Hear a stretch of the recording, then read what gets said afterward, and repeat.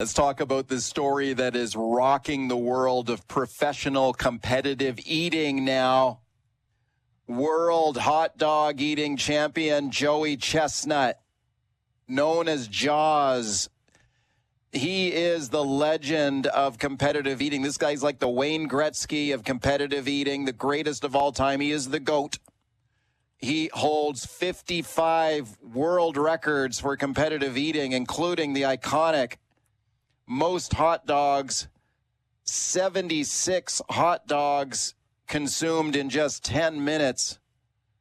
At one of the many times he won the Coney Island 4th of July annual hot dog eating contest. He's been kicked out of the Coney Island hot dog eating contest in New York City.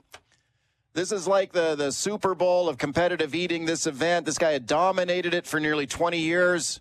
He has now been kicked out of the competition. Got John Rizvi standing by to discuss. First, have a listen to this report. This is from the Today Show.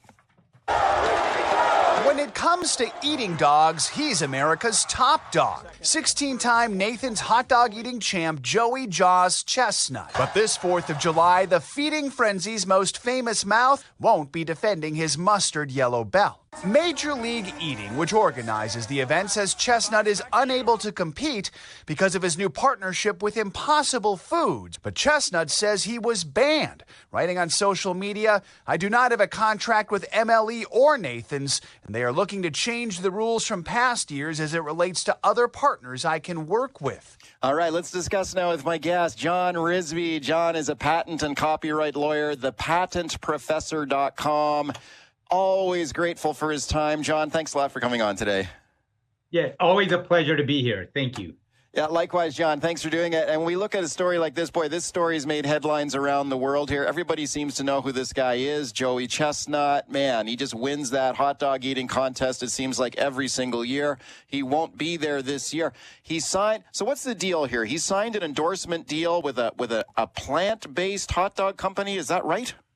Exactly. A vegan hot dog, Impossible Foods, and a lot of people are familiar with the brand. I believe the Impossible Burger from Burger King is they've licensed rights to them, so they're very well known. But I think the issue is not necessarily that it's Impossible brands, but just that he is endorsing a rival hot dog company at all is what has become the problem. It's almost. And in fact, the George Shea, one of the partners in MLE, the Major League Eating, has likened it to Michael Jordan representing a competing brand. Michael Jordan, instead of saying to Nike that, you know what, I'm going to go represent Adidas also. Yeah.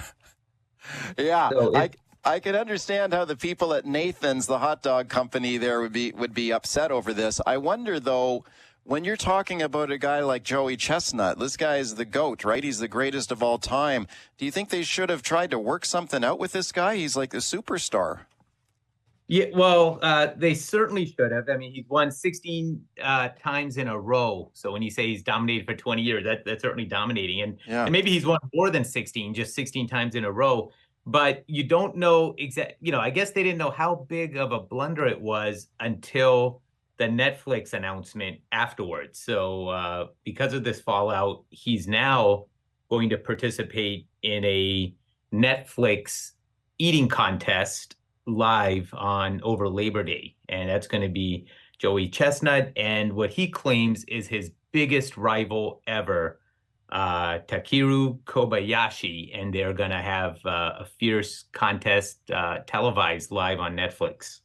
Yeah, that's really interesting. And this is in the immediate aftermath of this dispute with the Nathan's hot dog eating contest in New York. He's now going to do this live special on Netflix. Do you think that the people over at Nathan's Hot Dogs, man, they must look at something like that and go, whoa, what did we do here? Do you think they might be having second thoughts about this or any regrets about it? Oh, 100%. I mean, first, so clearly there's going to, it wasn't great if he's endorsing a competing brand. That's not great in itself. So that's bad. However, putting the Nathan's hot dog eating contest, introducing a brand new rival and having a televised Netflix contest that could potentially dwarf the Nathan's hot dog eating contest. Like, that's even worse. So it's not, they're going from a bad situation to one that's worse, that perhaps, hindsight's 2020. Looking back, it might have been like, okay, let's, what's the worst that could happen? We'd have him endorsing a competing brand, but this is even worse. Speaking to John Rizvi here, we're talking about the story that has rocked the world of competitive eating. Joey CHESTNUT here, kicked out of the hot dog eating contest on the 4th of July. He now has a Netflix special coming up, as you heard John describe. I'm taking a look at Joey CHESTNUT's Twitter page, and he put out a statement saying that he was gutted to learn that he'd been banned from the 4th of July hot dog contest. He loves that event. He'd been in training to defend his title. And he goes on to say, now this is where it gets interesting, and maybe you could comment on this as kind of a professional analyst on this, John. He says that he does not have a contract with Nathan's, and he does not have a contract with Major League Eating, this kind of sanctioning body that sanctions these eating events. So he's saying, like, why shouldn't I be allowed to do business with another hot dog company? What do you think of that point there? He says, I don't have a contract with them, so what's the problem?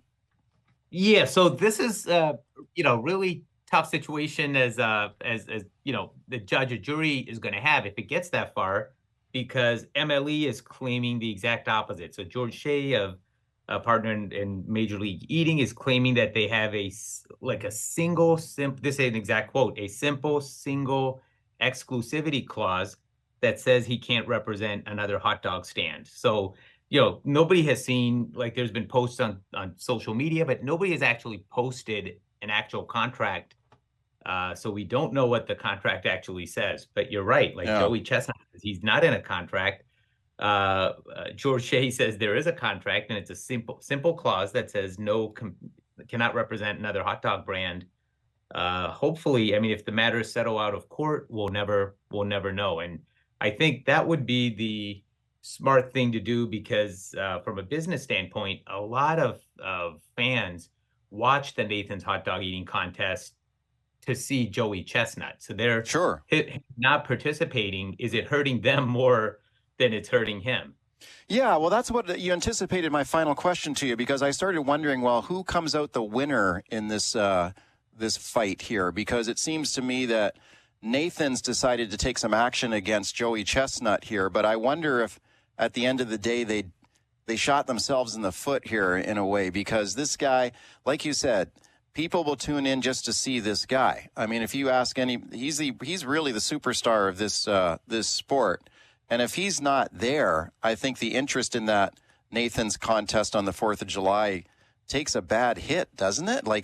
And then he comes out with a Netflix special just a few days later. So who's the winner here? I think maybe CHESTNUT is the winner in this thing. Oh, undeniably, 100% the winner, and by a landslide. The expression that all publicity is good publicity. Now, the fans of competitive eating, it's a tiny, tiny niche market, but they're fierce. Like, they follow the players just like others would follow baseball or football or the NFL or NBA. However, this controversy has Joey CHESTNUT now known to a whole new entire realm of people that never would have known about competitive hot dog eating contests at all, much less who wouldn't even know who he is. So this may open up additional endorsement opportunities for him beyond hot dog eating contests, because now he's become well known outside of this niche. John, thank you for coming on with your analysis today. I appreciate it. Always a pleasure. Thank you.